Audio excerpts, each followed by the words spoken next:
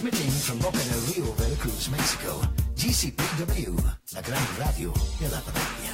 Boulevard Adolfo Ruiz Cortines, number 1815. Website www.gcpw.tv. A concept of the Gran Café de la Parroquia, Mexico's oldest existing cafe. The Bicentennial Cafe of Mexico. GCPW.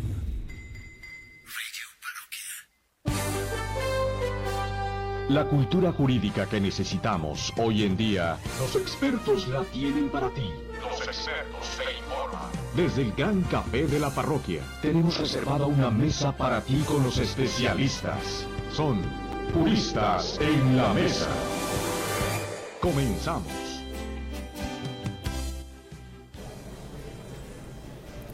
Muy buenos días, ya estamos en su programa Juristas en la Mesa. Yo me encuentro aquí en la mesa ya con nuestra queridísima anfitriona, la doctora Gloria Saavedra, y el día de hoy les tenemos algo especial. Resulta que tenemos a un par de invitados de lujo.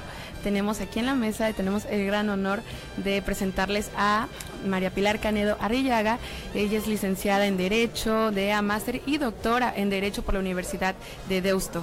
Muy buenos días. Y también tenemos por aquí el doctor en Derecho Constitucional con mención europea y también es profesor titular de Derecho Constitucional por la Universidad de Deusto. Él es el licenciado Luis I. Gordillo. Buenos días, ¿qué tal? Muy buenos días. ¿Cómo están el día de hoy? Bien, bueno, recién nos levantamos hace un rato porque estamos un poco cansados, pero aquí estamos dispuestos a darlo todo. Estamos encantados de estar con ustedes en Veracruz. ¿Qué tal su estadía en México? Fantástica. La ciudad es maravillosa, nos han acogido de una forma increíble, la comida es maravillosa también, estamos muy contentos. Muchas gracias. ¿Habían tenido la oportunidad de venir anteriormente a nuestro país? Sí, creo que esta es la quinta vez que vengo, yo ya me siento un jarocho más. La verdad que estoy muy cómodo aquí con los amigos, con la gente y con la sociedad veracruzana, donde me lo paso muy bien cada vez que vengo a participar en algún programa de la Universidad de Veracruz. Y bueno, doctora, ¿cuál es el tema del día de hoy? Bueno, antes que nada, Marifer, ¿qué tal? Buenos días. Buenos días. Quisiera agradecerle a los doctores Luis y María que tan generosamente y amablemente, después de tantas actividades académicas, ya que vinieron invitados por el cuerpo académico de la Universidad Veracruzana para tener conferencias magistrales acerca de dos temas importantísimos: derechos fundamentales y competencia económica. Ellos la semana pasada estuvieron en este congreso, viernes y sábado, y bueno, se dieron su espacio y su tiempo para venir aquí al Gran Café de la Parroquia, a Juristas en la Mesa, a hablarnos sobre estos dos temas. Vamos a empezar en primer lugar con la doctora María, ¿sí? Hablando de este tema tan importante, que bueno, creo que es una figura un poco parecida a la Constitución mexicana, y la manejamos como competencia económica, que está regulada, doctor, en el artículo 28. ¿Qué debemos entender por competencia económica, doctora María? Bueno, la competencia económica es un derecho que tienen los ciudadanos para que los operadores que intervienen en un mercado lo hagan de manera que, manteniendo un beneficio razonable para las empresas, porque si no la economía no funcionaría, sin embargo, se respete el interés general, se respete el interés de los ciudadanos en que haya productos distintos, en que haya productos innovadores y en que haya, sobre todo, mejores precios. Por lo tanto, cuando hablamos de competencia, de lo que hablamos es de mercados libres, de libre acceso, en el que cualquier operador que quiera ofrecernos un producto o un servicio pueda hacerlo, de manera que recibamos los ciudadanos los mejores servicios y al mejor precio. Ok, ¿cómo regula la ley en España la competencia económica? Es decir, ¿a quién beneficia esta ley? ¿Cómo es que hace la regulación de la conducta? La ley en todos los países del mundo prácticamente lo que hace es prohibir a las empresas que lleven a cabo determinadas conductas, cuando esas conductas lo que generan es un sobrebeneficio para las empresas y un perjuicio en consecuencia para los ciudadanos. Básicamente lo que hacen es prohibir a las empresas que lleguen a acuerdos que son contrarios al interés general, porque normalmente lo que hacen es repartir los mercados, tú vendes en una provincia y yo vendo en la otra, de forma que en lugar de competir por tener clientes, las empresas se reparten esos clientes y entonces hay un peor incentivo a la mejora y hay mayores precios. Y entonces lo que se hace por parte de los sistemas jurídicos de todo el mundo es prohibir los acuerdos entre empresas que uniforman los servicios y suben los precios, y prohibir también las prácticas que se denominan de abuso de posición de dominio. Ejemplos como el de Google, por ejemplo, empresas que son muy grandes, que muchas veces son muy eficientes y que tienen una tendencia humana a abusar de esa posición de dominio que tienen en el mercado para seguir incrementando ese dominio y seguir maximizando su beneficio en perjuicio del interés general.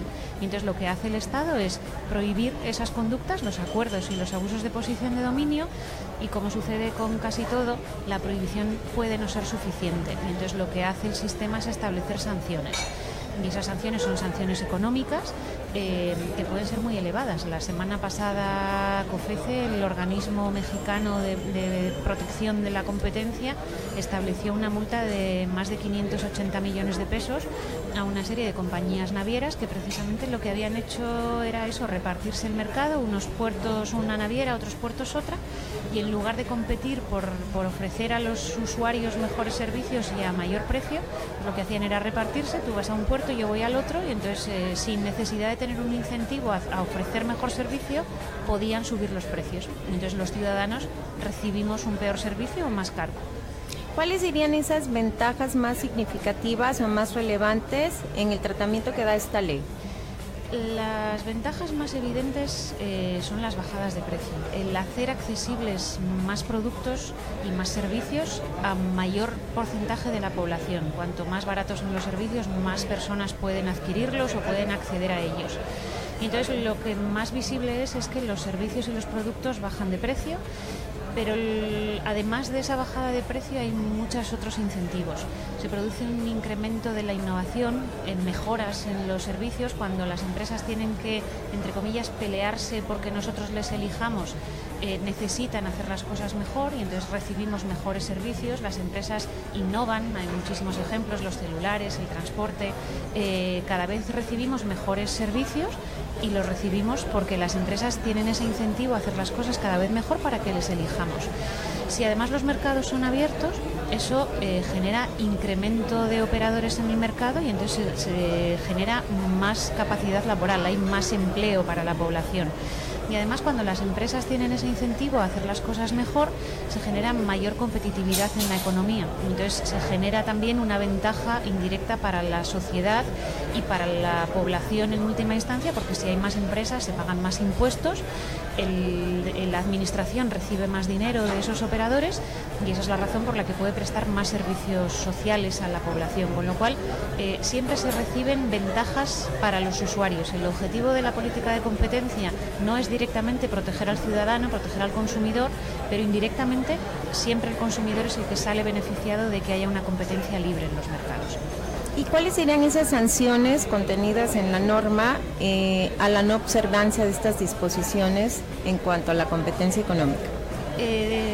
Si comparamos los modelos que hay en el mundo, básicamente hay dos sistemas. Los sistemas anglosajones, que tienen sanciones penales, las personas que llevan a cabo esas conductas pueden ir a la cárcel, por entendernos, y los sistemas no anglosajones, entre los que están tanto el mexicano como el español, están basados fundamentalmente en sanciones de carácter administrativo. Son multas económicas muy elevadas, lo que comentábamos antes, millones de pesos a las empresas que cometen esas conductas, que básicamente tienen dos objetivos: intentar disuadir a las empresas para que no cometan esas conductas que les generan un sobrebeneficio pero que generan un perjuicio para el interés general, y castigar también esas conductas de manera que se genere ese incentivo para que los mercados funcionen libremente y tengamos todas esas ventajas a las que hacíamos referencia.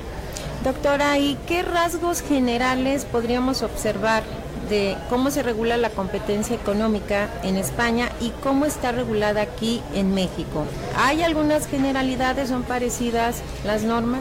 Sí, los sistemas tanto mexicano como español, y dentro de, quiero decir, el español está directamente inspirado en el europeo, tienen muchas características muy semejantes. De hecho, son muy parecidos nuestros sistemas y tienen ciertas diferencias con el estadounidense, que es el otro gran modelo de protección de la competencia en el mundo. Básicamente de lo que estamos hablando es sobre el establecimiento de procedimientos administrativos sancionadores que tienen unos periodos de tiempo tasados, que intentan garantizar los derechos de las empresas, porque como se les van a poner multas que pueden ser muy elevadas, pues lógicamente también hay que garantizar que cuando se imponen esas multas se ha podido acreditar con certeza que se ha producido un perjuicio para la sociedad. Pero esos procedimientos tienden a la eficiencia en la medida en que la sanción que pone la Administración busca compensar por el perjuicio que se ha sufrido en la sociedad por la conducta. Y eso es exactamente igual en el ordenamiento jurídico mexicano y en prácticamente todos los europeos. Ok, ¿qué incidencia tendría la competencia económica en España respecto a los contratos administrativos, los contratos de los proveedores con el Estado?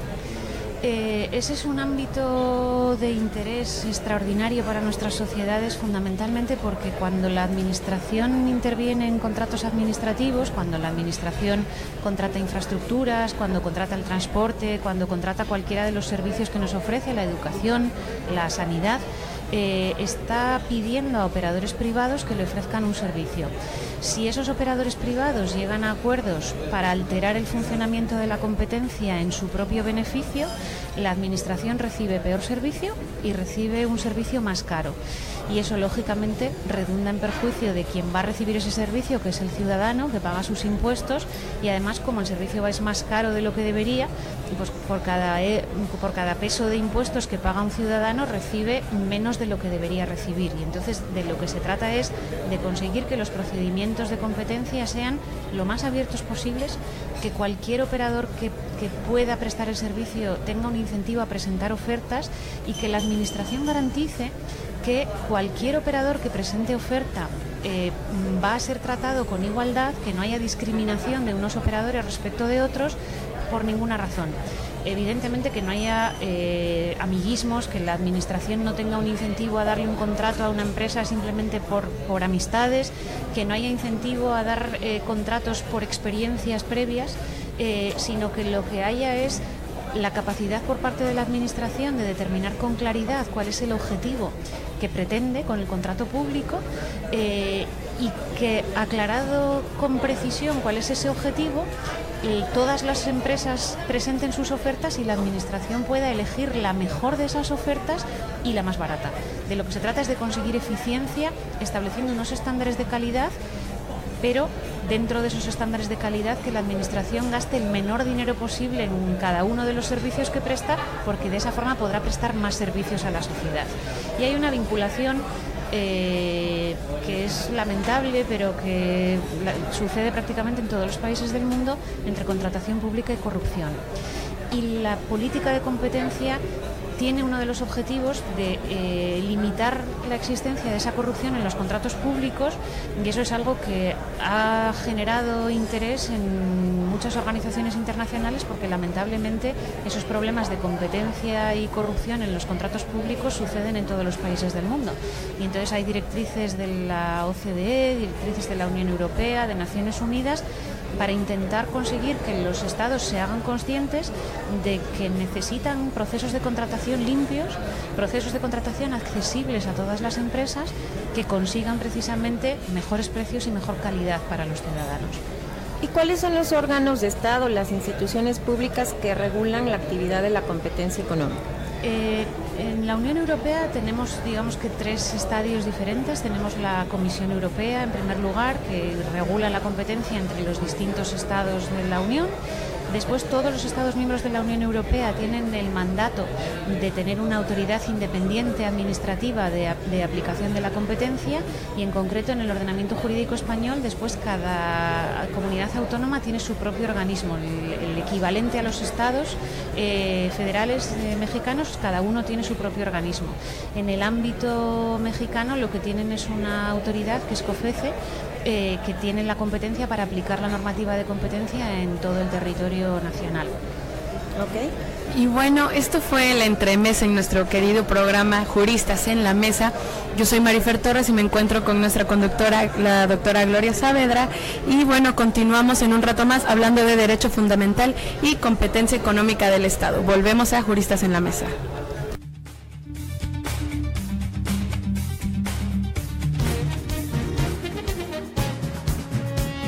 Juristas en la Mesa. En un momento regresamos. Soy una pyme y quería el mejor servicio de envíos sin gastar de más. FedEx ofrece precios accesibles y un gran equipo de solucionistas. Buscaba expandir mi negocio a todo México. FedEx llega al 100% de México y tiene 900 centros de envío. Con FedEx y sus solucionistas, tu pyme puede llegar tan lejos como quieras.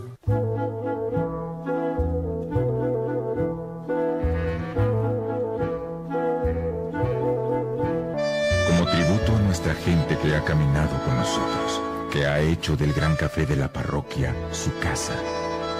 Después de 200 años, seguimos impulsando las ideas de la gente con un nuevo motor, ahora en Boca del Río. El único Gran Café de la Parroquia, patrimonio de la gente. Gracias, Veracruz. Esta es la realidad, la gente está trabajando. Esta es una puerta de entrada y salida de gente de muchos lados. El nuevo aeropuerto internacional de la Ciudad de México está en construcción. Yo espero algún día salir en un viaje con mi hijo, despegar de aquí y decir, yo ayudé a construir el aeropuerto y hoy estoy despegando de aquí. Lo bueno cuenta y cuenta mucho. Secretaría de Comunicaciones y Transportes. Veracruz. Ven a conocerlo. Zempoala. Su nombre significa lugar de 20 o 20 y fue uno de los asentamientos totonacos más importantes durante el periodo posclásico. El Gran Café de la Parroquia desde 1808 y el gobierno del estado de Veracruz. Ven a conocerlo. Ya estamos de vuelta con Juristas en la Mesa, desde el Gran Café de la Parroquia.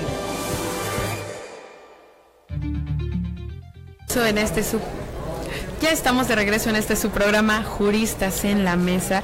Yo me encuentro con nuestra queridísima doctora Gloria Saavedra, conductora de este programa. Y bueno, les recordamos que nos pueden sintonizar todos los lunes y a través de gcpw.tv, esto es Juristas en la Mesa. El día de hoy estamos hablando de dos temas súper importantes, derecho fundamental y competencia económica del Estado. Nos encontramos con dos invitados de lujo, la doctora María Pilar Caneda y Luis I. Gordillo. Bienvenidos una vez más, continuamos con nuestro programa. Ok, sí, Marifer, estamos haciendo una dinámica ahorita entre los dos, puesto que generosamente nos prestan un poco de su tiempo y bueno, no queremos así como que robarles mucho tiempo. Vamos ahorita rápidamente a regresar con Luis, vamos a hablar con Luis este tema tan interesante, tan importante, con una relevancia ahorita en el derecho mexicano de primer nivel, el parteagua ahorita de todas las decisiones que deben de fundamentarse en el juzgador, que es el tema de los derechos humanos. Luis, doctor, ¿cómo es que se encuentra en España el sistema de protección de los derechos humanos? Bueno, el sistema de protección de derechos en España, la verdad es que vivió una auténtica revolución, o realmente un momento de su auténtico nacimiento, cuando después de la dictadura franquista y el proceso que se conoce como la transición, se acaba aprobando la Constitución española, ¿no? La Constitución española, como se sabe, es una constitución no originaria, es decir, es una constitución que está basada en constituciones anteriores. Entre ellas, por cierto, ya que se celebra el centenario, alguna influencia de la Constitución mexicana también hay. Básicamente en España lo que se hizo fue copiar la parte de protección de derechos de la Constitución alemana. La parte relativa a las instituciones se extrajo parcialmente de la Constitución italiana y francesa, y luego de la Constitución francesa específicamente también se escogió algún aspecto relativo a las fuentes del derecho. Entonces el sistema de protección que tenemos nosotros se basa bastante en el sistema alemán, que es un sistema tremendamente garantista y positivo. La suerte que tuvo España es que cuando en el año 78 aprobamos la Constitución, ya existía un bagaje jurisprudencial, una experiencia jurisprudencial muy importante en países europeos, por ejemplo en Alemania o incluso en el propio Tribunal Europeo de Derechos Humanos, del que quizá luego podamos hablar, con lo cual toda la teoría relativa a los derechos, que es la dignidad humana, dónde comienza lo que es la intimidad humana, lo que se llama la privacidad, cuáles son los poderes que tiene asignado el Estado, la policía, ¿no? Todo este tipo de cuestiones habían estado ya o se habían tratado bastante. Es decir, nosotros en España lo que tuvimos fue la suerte de que otros estados europeos, lo que habían avanzado en 30 años aproximadamente, nosotros lo asumimos prácticamente de un día para otro. El sistema español de protección de derechos consta básicamente de dos niveles. Está el sistema, o está la protección en primera instancia ante los tribunales ordinarios. Todos las autoridades y poderes públicos y el resto de ciudadanos están sometidos a la Constitución y a los derechos fundamentales, por supuesto. En caso de incumplimiento se recurre a la jurisdicción ordinaria y luego además existe el recurso de amparo ante el Tribunal Constitucional, similar quizá a la acción de amparo ante la Suprema Corte en el caso de México. El recurso de amparo fue quizá la gran estrella del constitucionalismo español y de la Constitución del 78.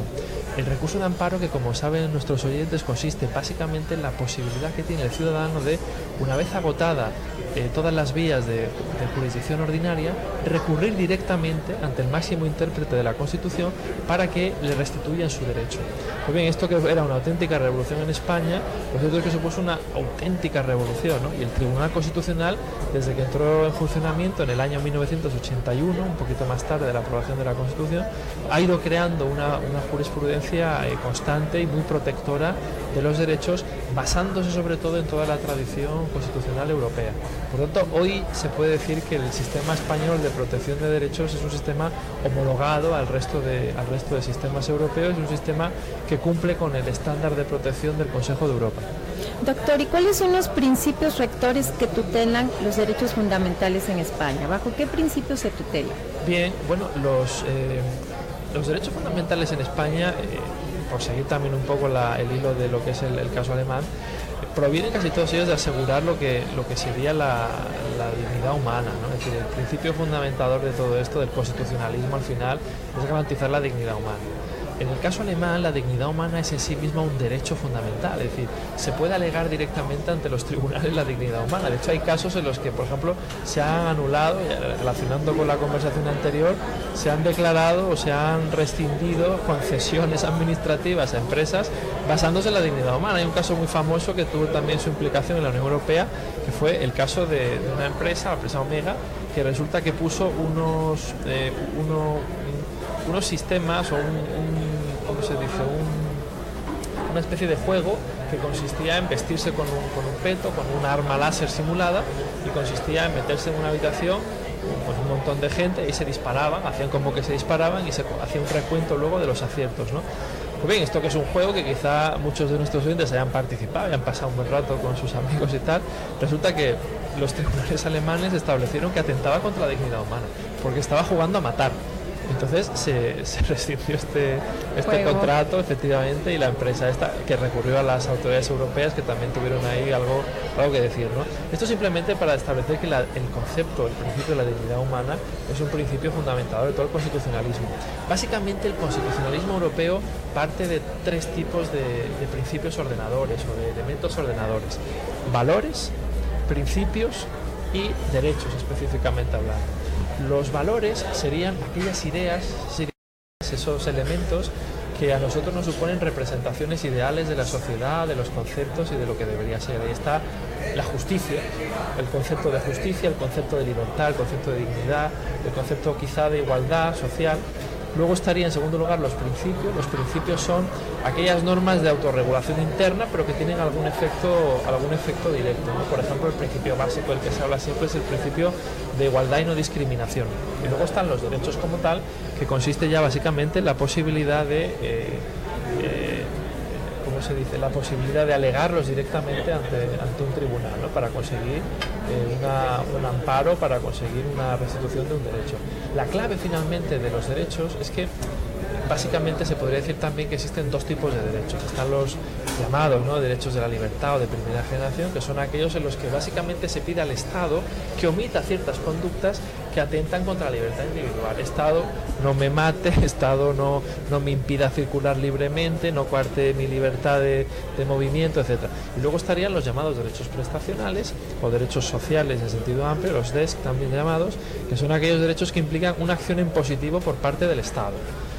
Entonces, en general, cuando se habla de derechos fundamentales, se suele hablar de aquellos derechos que implican una necesidad de que la autoridad pública se abstenga de determinadas conductas que pueden atentar contra la libertad de las personas. Y es ahí donde es muy interesante toda la labor que están realizando los tribunales, porque cuando se piensa y se habla muchas veces de derechos, parece que estábamos hablando de derechos de las personas que están en situación de necesidad, personas que están en situación a lo mejor pues efectivamente necesitadas de algún tipo de acción de equiparación o de homologación de su situación económico-social.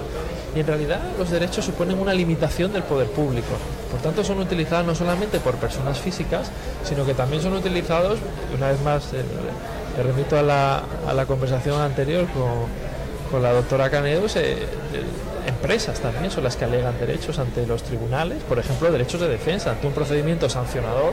Por ejemplo, en materia de defensa de la competencia es bastante habitual que las empresas aleguen, no se metan en el fondo del asunto, todo el mundo sabe que habían pactado los precios, que tal, se sabía, ¿no? Ahí no se meten, lo que suelen hacer es alegar algún vicio de forma, es decir, alegar que algún derecho de defensa no se ha respetado, pues que por ejemplo la orden judicial que habilitaba el registro de la empresa era vaga, o que se han realizado unas clonaciones, es decir, unas copias exactas de los ordenadores en lugar de ir archivo por archivo a ver lo que se podía extraer. Aquí la doctora Canedo sabe a qué me refiero, o a lo mejor efectivamente pues qué sé yo, que se ha intervenido un teléfono sin la debida autorización judicial, con lo cual al final en estos casos por ejemplo de competencia, que son casos de evidente cariz económico, resulta que por el juego de los derechos fundamentales, los derechos de defensa aplicados a veces a empresas, a veces directamente a las personas que operan en ella, pues se acaba viciando todo el procedimiento, y aquellas multas tan grandes, ¿no? que por ejemplo la que ha puesto ahora la COFECE mexicana,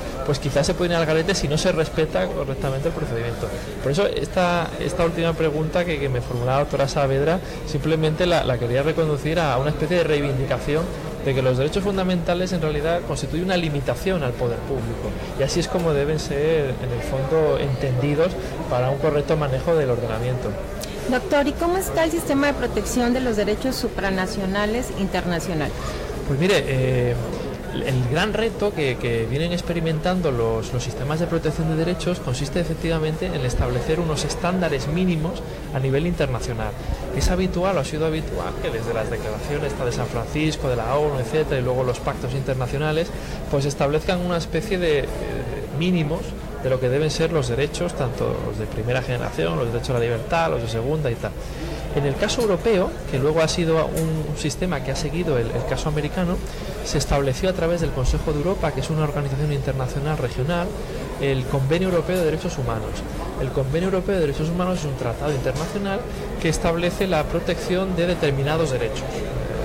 Derechos básicos, libertad, tutela judicial efectiva, el acceso a la justicia, intimidad y demás. Ahí lo que sucede es que el Convenio Europeo establece unos mínimos, un estándar mínimo, que luego el resto de estados debe respetar. Si un estado, Francia, España, Alemania, Italia, quiere respetar o quiere otorgar un nivel de protección mayor, puede hacerlo, pero al menos tiene que respetar ese mínimo. Y aquí hay dos elementos muy importantes que hay que tener en cuenta y que tienen que ver también con el caso americano y de la Corte del Pacto de San José de Costa Rica, de la Corte Interamericana. El primero de ellos es que en caso de que un Estado no respete el estándar mínimo de protección que se establece de un derecho, el ciudadano, una vez que haya agotado toda la vía de recurso en su propio Estado, más que el ciudadano, la persona afectada, la víctima que se llama, puede presentar un recurso directamente ante este Tribunal Europeo de Derechos Humanos, que está en la ciudad francesa de Estrasburgo. Este recurso funciona como si fuese un amparo. Entonces, lo que pasa es que la consecuencia final es que se le da una multa al Estado y se le obliga a que, en la medida posible, intente restituir a la persona afectada en sus derechos. Lo que pasa es que generalmente esto se hace por la vía de una compensación económica, porque normalmente ha pasado mucho tiempo desde que se produjo la violación. Entonces, la primera característica es que existe un recurso directo ante el Tribunal Europeo de Derechos Humanos, ¿no? Y la segunda característica es que los Estados tienen la obligación, y esto es una obligación ya constitucional interna también, de ir progresivamente equiparando su nivel de protección al nivel de protección mínimo que establece el Tribunal Europeo de Derechos Humanos. Es decir, en el caso español, por ejemplo, esto se hace a través de una disposición que es el artículo 10.2, que establece lo siguiente: si en el caso del Tribunal Europeo de Derechos Humanos se produce un aumento en la protección de un derecho, los tribunales españoles están obligados a introducir directamente ese exceso de protección, ese aumento de protección de un derecho en el ordenamiento interno. Si no lo hace, es una violación de derecho interno que por tanto es recurrible ante el Tribunal Constitucional Nacional. Es decir, el Tribunal, el Convenio Europeo de Derechos Humanos, funciona aquí, como se suele decir, como un instrumento de orden público europeo. Establece un estándar, pero que es un estándar dinámico, que se va moviendo, que va evolucionando. Y aquí hemos tenido nosotros unos avances pues muy importantes, ¿no? Hemos tenido desde avances en materia de protección del domicilio, en materia de protección de los derechos de las empresas también, hemos tenido avances en materia de protección de la intimidad muy importantes, hemos tenido algún avance en materia, por ejemplo, de los derechos de parejas del mismo sexo también, antes de que muchos estados decidieran equiparar, ¿no?, las uniones o matrimonios entre personas del mismo sexo. El Tribunal Europeo de Derechos Humanos ya estableció algún tipo de jurisprudencia que tendría a prohibir la discriminación, ¿no?, en estas parejas. Por lo tanto, el Tribunal Europeo de Derechos Humanos y el convenio al que está interpretando, lo cierto es que han sido un auténtico revulsivo en el caso europeo. Y luego ahí la Corte Interamericana, el Pacto de San José, más o menos, por así decirlo, copia, emula, lógicamente adaptándolo a la realidad de América Latina, pero emula ese sistema. El sistema precisamente establece un estándar mínimo que luego los estados pueden en algún caso ir ampliando. Okay. Bueno, esto fue el plato fuerte de nuestro querido programa Juristas en la Mesa. Continuamos con el tema tan interesante que estamos viendo el día de hoy. Y bueno, en realidad son dos. Estamos hablando de derecho fundamental y competencia económica del Estado con la doctora Saavedra, como siempre, y con nuestros queridos invitados de honor el día de hoy. Tenemos aquí a la doctora Canedo, María Pilar Canedo, y al doctor Luis Castillo. Cordillo. Perdónenme. Continuamos con nuestro programa Juristas en la Mesa. Volvemos en un momento.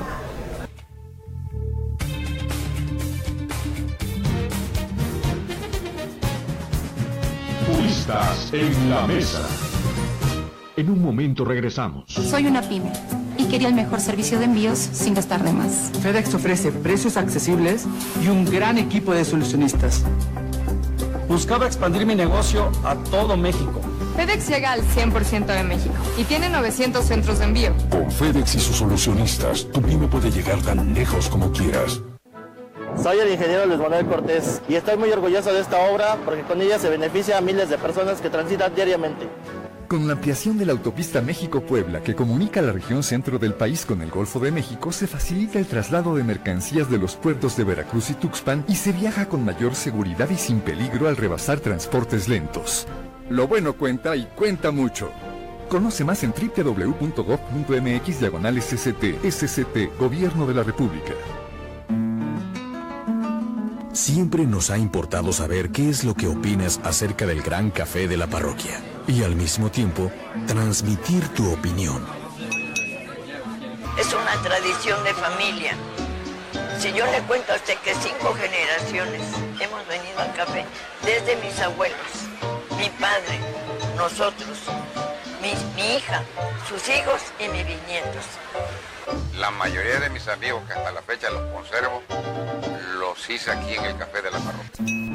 Desde 1808, Gran Café de la Parroquia, galardonado como el Café del Bicentenario. Ya estamos de vuelta con Juristas en la Mesa, desde el Gran Café de la Parroquia. Estamos de regreso en su programa Juristas en la Mesa. Mi nombre es Marifer Torres y me encuentro con nuestra querida anfitriona, la doctora Gloria Saavedra. Les recordamos que, bueno, la conductora de este programa es nuestra queridísima Marigel Reyes, que, bueno, por cuestiones de salud no se encuentra con nosotros, así que yo cubriré su lugar por un tiempo. Y, bueno, les damos una vez más la palabra a la doctora María. Por aquí tenemos una pregunta del público y dice: ¿cuáles son las consecuencias de las prácticas monopólicas? Bueno, las prácticas monopólicas son posiblemente algunas de las más nocivas para la sociedad.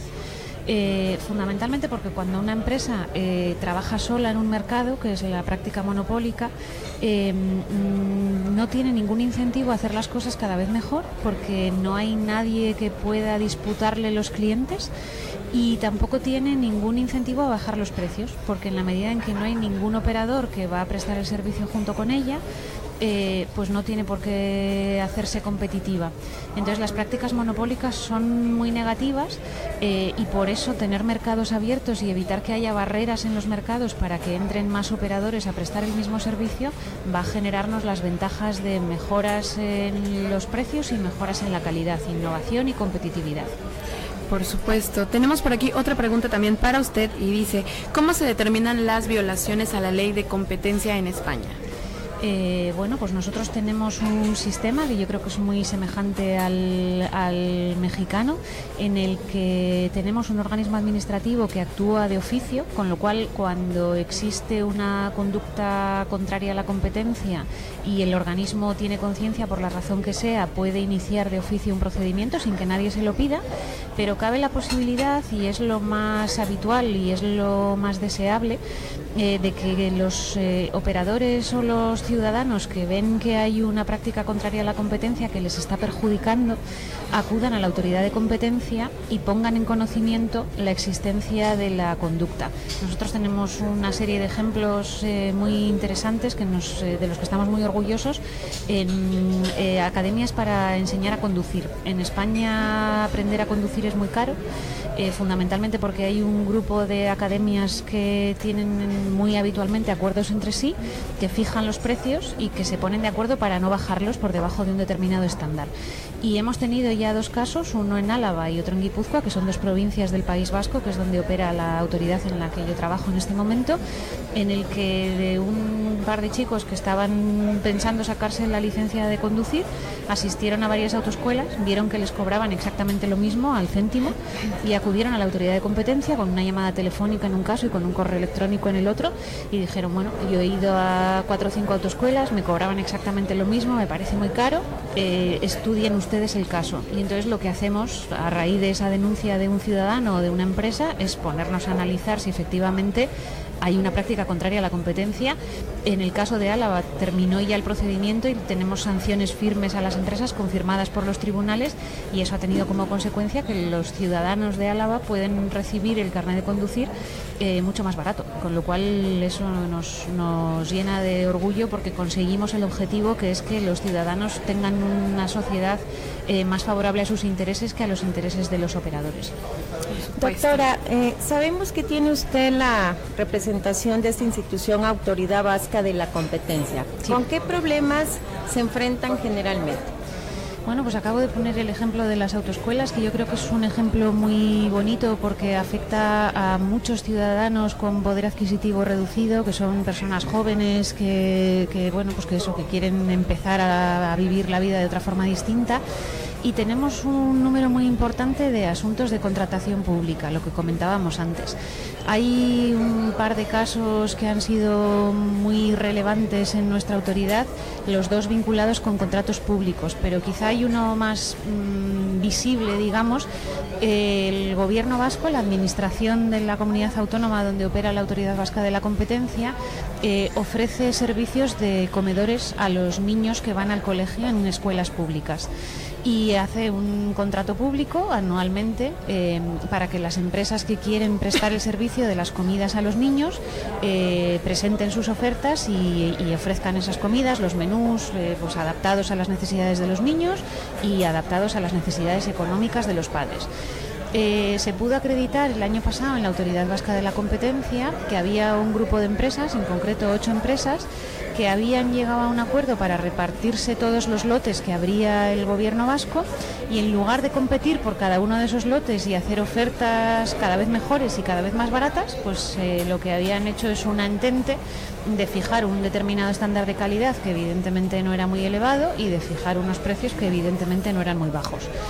A raíz de la denuncia de una empresa nuevamente iniciamos una investigación y llegamos efectivamente a la consecuencia de que se llevaban repartiendo los lotes abiertos por el Gobierno vasco durante alrededor de 10 años, con el sobrecosto que eso había supuesto para los padres de los niños que llevaban a sus hijos a las escuelas. Y eso ha tenido como consecuencia una multa millonaria de millones de euros, que está en este momento recurrida ante los tribunales, lógicamente. Casi todas nuestras resoluciones se recurren ante los tribunales y tendremos que ver si efectivamente confirman que se producía esa conducta. Nos enfrentamos lamentablemente muchas veces a problemas de contratos públicos en que las empresas alteran el funcionamiento de esos contratos en beneficio propio y en perjuicio de la administración y en consecuencia de los ciudadanos. Y entonces nuestra labor es evitar que eso suceda para conseguir garantizar el interés de los ciudadanos vascos, que es a los que servimos. Y cuando surgen estos conflictos en materia económica, ¿hay tribunales especializados en materia económica? En el ordenamiento jurídico español no. Nuestras resoluciones se recurren a un organismo que se llama Tribunal Superior de Justicia de nuestra comunidad autónoma y después terminan en el Tribunal Supremo, pero no existen unos tribunales especializados. Sin embargo, en México sí. En México las resoluciones de COFECE se recurren ante unos tribunales especializados en materia económica y en última instancia pueden terminar ante la Corte Constitucional. Ok, y hablando de jurisdicción, doctor Luis, ¿cómo se sustancian las sentencias de derechos humanos con la jurisprudencia interna del país? Bueno, normalmente cuando un caso llega al Tribunal Europeo de Derechos Humanos es porque los tribunales nacionales lo han desestimado.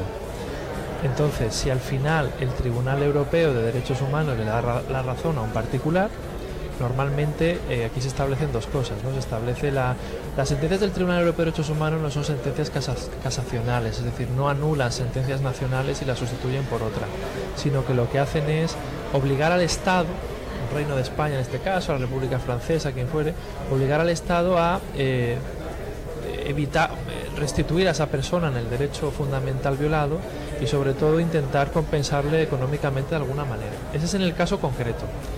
Luego lo que sucede es que toda la jurisprudencia en materia de protección de derechos, lo que se hace es que obliga al Estado a que o bien modifique su legislación o bien directamente el Tribunal Constitucional, en el caso español, tiene la obligación de aceptar todos los recursos que se presenten sobre esa cuestión y obligar a los tribunales inferiores a que acepten y sobre todo implementen esta jurisprudencia.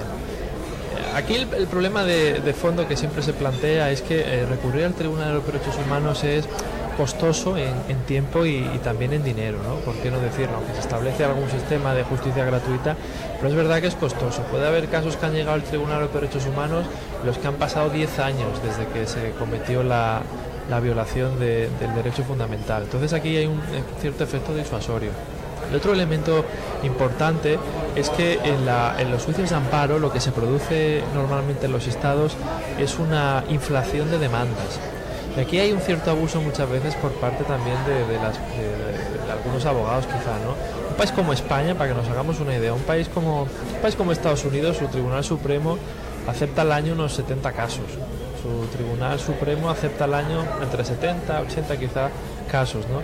En el caso español, solamente en juicios en recursos de amparo ha llegado a haber 14.000 y pico demandas, ¿no? Esas 14.000 y pico demandas eran sometidas a un análisis preliminar, perdón. Ahí lo que ha sucedido ha sido pues que el Tribunal Constitucional Español casi moría de éxito, porque recibía tantas demandas, ¿no?, que casi colapsaba su trabajo y su ejercicio. Entonces aquí se produjo un cambio en la legislación para que a partir de, se produjo en el año 2007, aquí lo que ha sucedido es que a partir de ahora solo se aceptan demandas que se dice de especial trascendencia constitucional. En el futuro, desde el año 2009, que es también la primera, un poquito antes, ya se empieza a ver una jurisprudencia del Tribunal Constitucional sobre esta propia cuestión.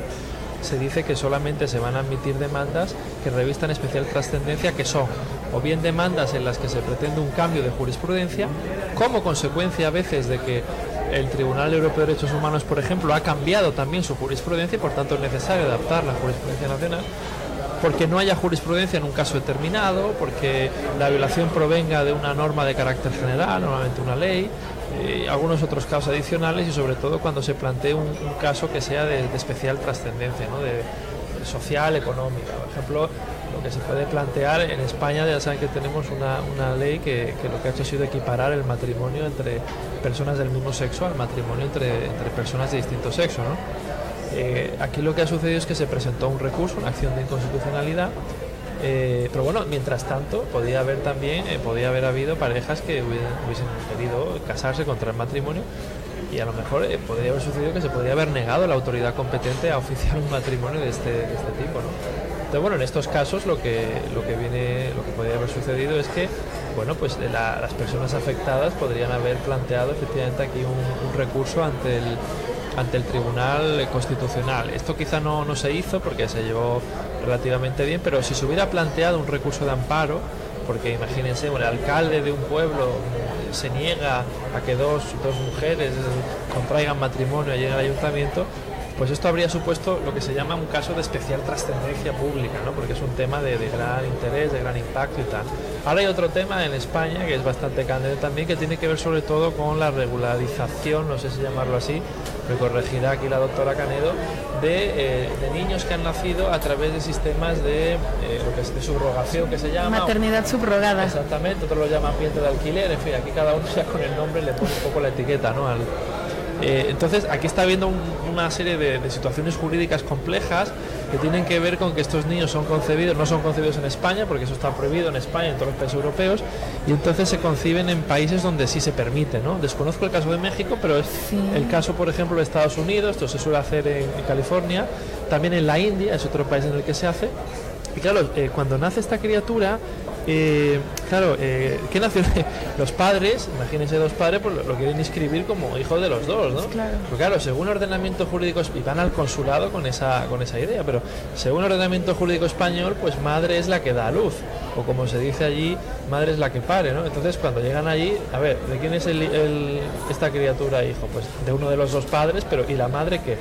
Entonces ahí se produce un problema, y aquí se está produciendo denegaciones de inscripción de la criatura a nombre de los dos padres, o quizá de las dos madres, y esto está produciendo una serie de situaciones pues kafkianas, ¿no? Pues, por ejemplo, que solamente se inscribe el niño a nombre de uno, del otro no, pero el otro lo adopta. Oye, y si mientras tanto la pareja luego se divorcia, claro, porque, ¿a dónde va? Claro, ¿qué pasa con el niño, ¿no? Hay otros que tienen algunas triquiñuelas legales, que es que, bueno, como el niño está en Estados Unidos, lo que hacemos es darle nacionalidad estadounidense, y como en Estados Unidos sí se permite el matrimonio por la maternidad, pues que conforme al ordenamiento jurídico de Estados Unidos, el niño es estadounidense pero hijo de estos dos padres, porque allí legalmente se puede hacer. Luego se lleva al niño a España, y en España se somete a la criatura a un proceso de adquisición de nacionalidad española.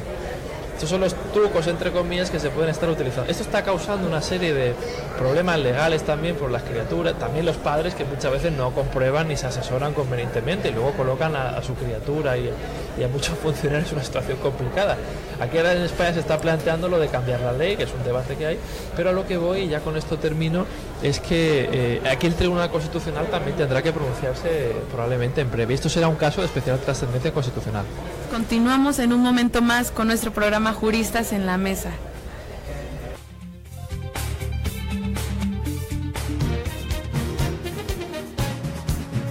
Juristas en la Mesa.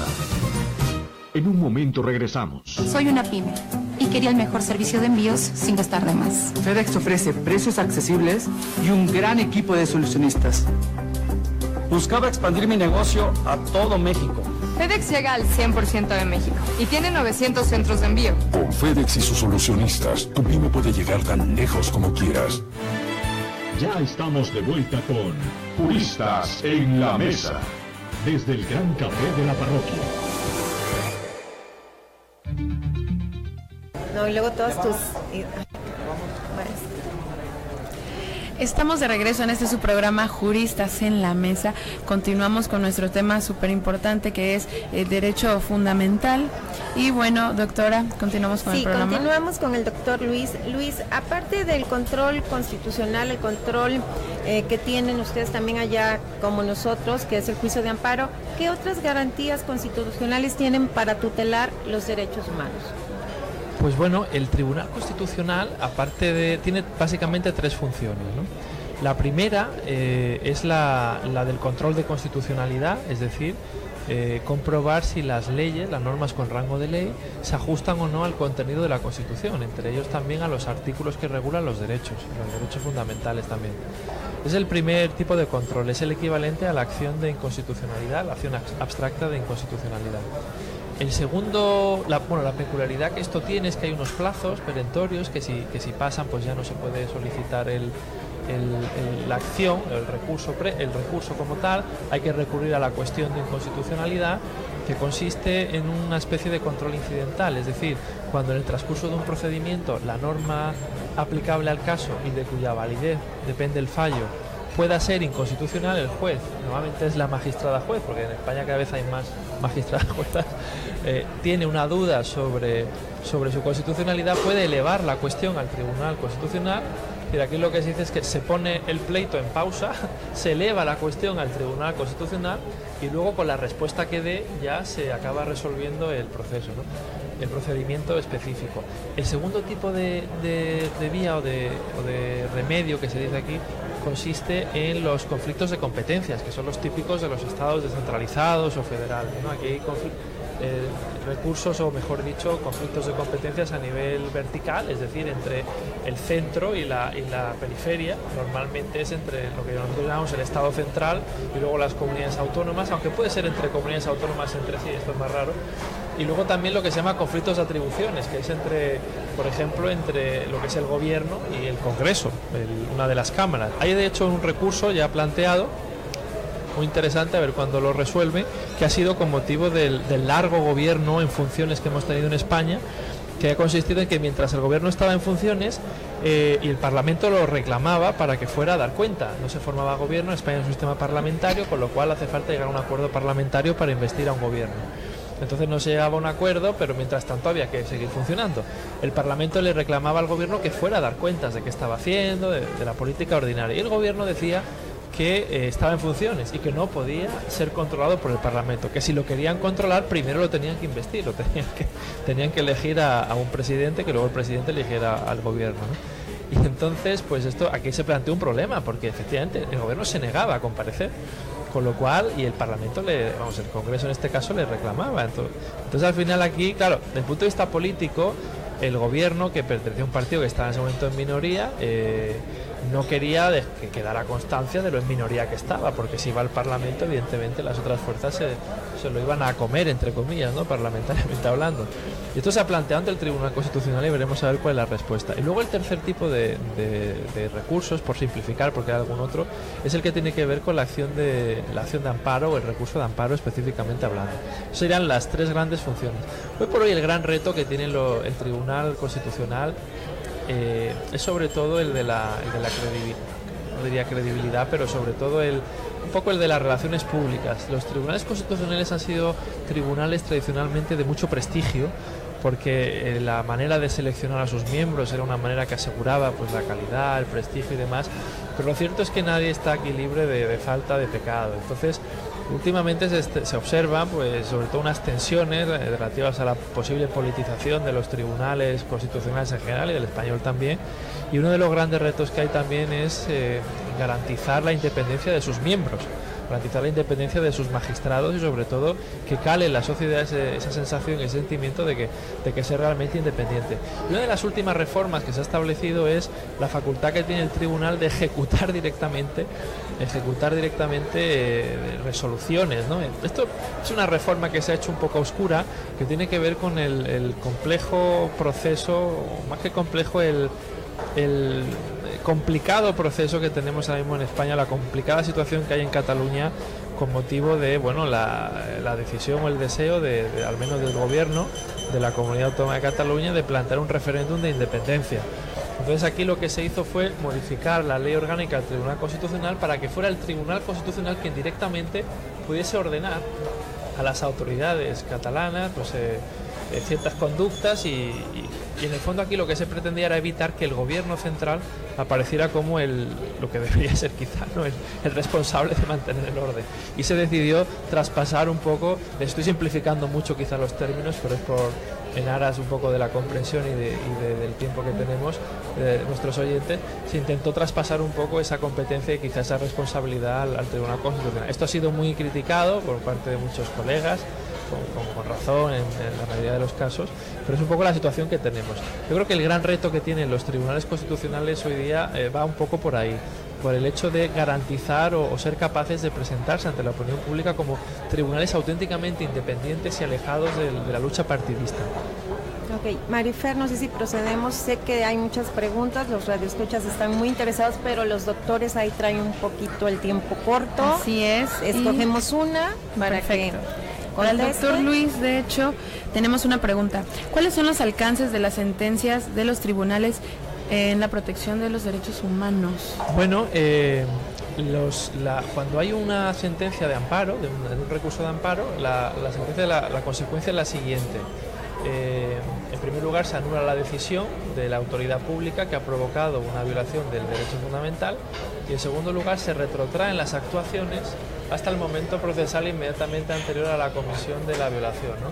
Y esto es una cosa que normalmente no se reflexiona, porque uno piensa que si el Tribunal Constitucional te da la razón sobre el fondo del asunto, cuando no es así. Es decir, tú has podido empezar un procedimiento, por ejemplo, yo qué sé, pues querías cobrar una deuda de que el inquilino que tenías en una casa tuya no te pagaba, y al final ahí tú planteaste una acción de amparo, un recurso de amparo, porque resulta que no te permitieron presentar pruebas, un peritaje, con lo cual había una violación de los derechos de la tutela judicial efectiva. Entonces, a lo mejor, después de recurrir al Tribunal Constitucional, te dice el tribunal, efectivamente, este caballero tenía el derecho de presentar las 25 pruebas que solicitó ante el tribunal ordinario. Entonces se retrotan las actuaciones, el tribunal oye las 25 pruebas y dice, las he oído, pero usted sigue sin tener razón, ¿no? Y lo que sucede es, se restituye el derecho fundamental, pero eso no es siempre equivalente a tener razón sobre el fondo del asunto. Perfecto. La verdad es que esta vez sí acabamos con nuestro programa. Esto fue Juristas en la Mesa. Volvemos a agradecer la valiosa presencia del doctor Luis Gordillo y la doctora María Pilar. Y bueno, doctora, ¿qué más podemos agregar? Muchísimas gracias. Pues solamente otra vez más reiteramos nuestro agradecimiento, ¿verdad?, a la Universidad Veracruzana, al Estado veracruzano, de haberlos tenido aquí en el programa y que nos retroalimenten aquí a los radioescuchas y a toda la comunidad jurídica con estos temas tan importantes y de los cuales son especialistas. Muchas felicidades. El agradecimiento es nuestro. Para nosotros ha sido un honor y un placer estar con ustedes y encantados. Hasta cuando quieran. Muchas gracias y hasta la próxima. Ok. Y bueno, esto fue Juristas en la Mesa. Mi nombre es Marifer Torres y nuestra anfitriona, la doctora Gloria Saavedra. Hasta luego.